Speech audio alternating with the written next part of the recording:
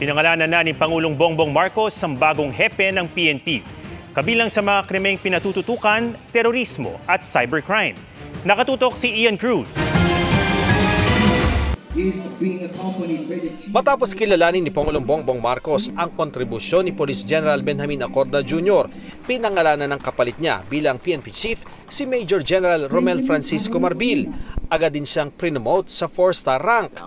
Ang ika-30 hepe ng PNP na miyembro ng PMA Class 1991, naging Regional Director ng PNP Eastern Visayas, Direktor ng PNP Highway Patrol Group, Chief of Staff ng Civil Security Group at Comptroller ng PNP bago naging PNP Chief. Ang pangarap ko ay pangarap nyo rin. Patatag na ekonomiya, maayos na lipunan at maayos na kapulisan. Yan po ang unang kataga ng sinabi ng ating Presidente during the inauguration. Sir, matutupad po. Police General Marbil, you have my full confidence and my full support as you begin to champion a police that is pro-God, pro-country, pro-people, pro-environment.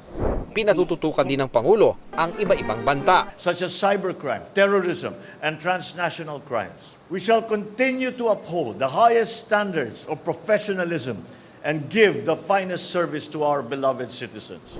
Samantala, sa kasagsagan ng seremonya sa PNP Grandstand, ilang pulis ang namataan naming ineskortan mula sa kanilang formation. Sumama raw ang kanilang pakiramdam dahil sa labis na init ng panahon. Para sa GMA Integrated News, Ian Cruz, nakatutok, 24 Oras.